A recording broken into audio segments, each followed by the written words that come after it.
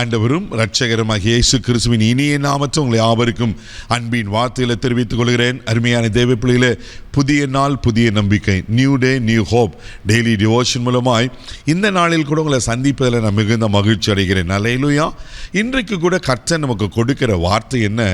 ஏசாயா தீர்க்கதரிசன புஸ்தகம் 58ஆம் அதிகாரம் 8வது வசனத்தை கூட வாசிக்க கேட்போம்.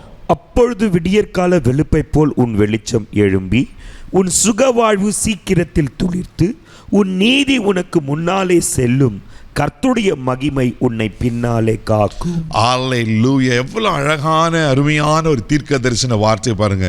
இங்க சொல்லப்பட்டிருக்கு, விடியற்கால வெளுப்பை போல உன் வெளிச்சம் எழும்பி, ஒன்று.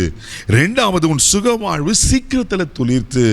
மூன்றாவது, உன் நீதி உனக்கு முன்பாக செல்லும். நான்காவது, கர்த்தருடைய மகிமை உன்னை பின்னாலே காக்கும் என்று.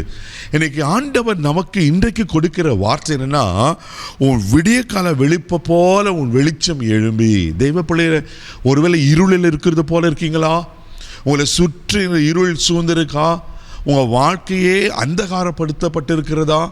நான் ஏன் வாழணும், எனக்கு அடுத்த ஸ்டெப்பு என்னன்னு தெரியல, நான் எங்க போவேன்னு தெரியல, என்ன செய்வேன்னு தெரியல, கலங்கி கொண்டிருக்கிற தெய்வ பிள்ளையே, உங்க இருளை கர்த்தர் வெளிச்சமாய் மாற்ற போகிறார். அல்லேலூயா. எத்தனை பேர் விசுவாசிக்கிறீங்க? இன்றைக்கு இந்த வார்த்தையை நமக்கு கொடுப்பாருன்னா நிச்சயமா உங்க வாழ்க்கையில காணப்படுகிற இருளை கர்த்தர் வெளிச்சமாய் மாற்றுவதற்கு உண்மையில இருக்கிறார். ஆதியாகமம் புஸ்தகம் 1ஆம் அதிகாரம் 4ஆம் வசனத்தை வாசிப்பீங்கன்னா அங்க அழகாய் ஆண்டோட சிருஷ்டிப்பின் காரியங்களை நம்ம பார்க்கிறோம். ஆதியாகமம் 1:4 கூட வாசிக்க கேட்போம். வெளிச்சம் நல்லது என்று தேவன் கண்டார், வெளிச்சத்தையும் இருளையும் தேவன் வெவ்வேறாக பிரித்தார். பாருங்களேன், வெளிச்சம் நல்லது என்று தேவன் கண்டாரு. நல்லதுன்னு தெரிஞ்சிட்டோன்னே அந்த இருளிலிருந்து அதை பிரிச்சிடுறார் பாருங்க. அல்லேலூயா. நமக்கு அறிந்திருக்கும் இந்த உலகமானது ஒழுங்கின்மையும் வெறுமையும் இருளாக இருந்துச்சு. இந்த இருளான உலகத்தை ஆண்டவர் என்ன பண்ண, வெளிச்சத்தை கொடுத்து அதை நல்லது என்று பார்க்கிறார். உங்கள் வாழ்க்கையில் கூட நீங்கள் படுகிற பிரயாசங்கள், நெருக்கங்கள், போராட்டங்கள், ஒருவேளை சத்துருங்க மேலே அவன் எடுக்கிற எல்லா தீமையான காரியங்கள் எல்லாவற்றையும் பார்த்து நீங்கள் சோர்ந்து போயிருக்கீங்களா?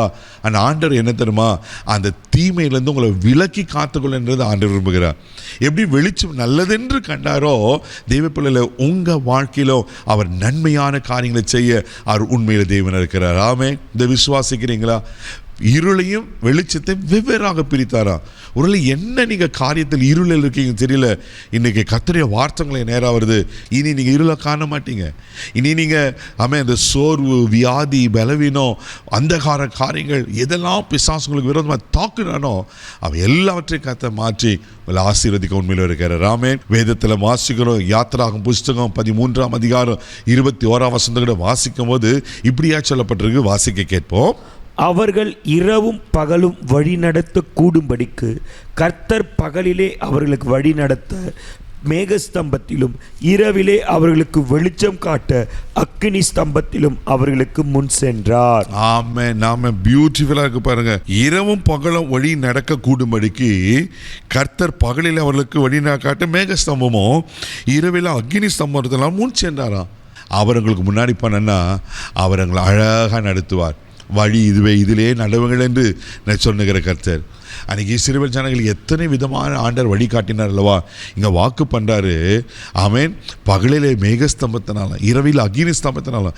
ஏன்னா பகலில் அவனுக்கு வழி காட்டுவதற்கும் இரவில் அக்னி ஸ்தம்பம் வெளிச்சத்தை கொண்டு போவதற்கும் அவர்களுக்கு முன்பாக செல்லுகிறார்.